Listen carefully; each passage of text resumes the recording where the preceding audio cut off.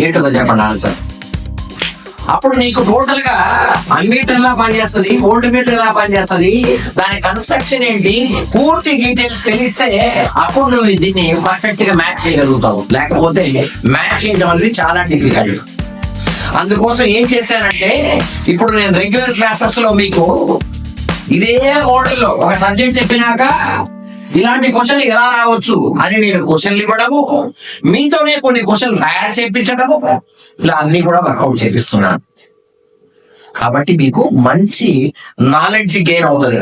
తప్పదు, వైట్ అయినా కూడా కష్టపడి ఏదో విధంగా నేర్చుకొని జాబ్ కొట్టాల్సిందే.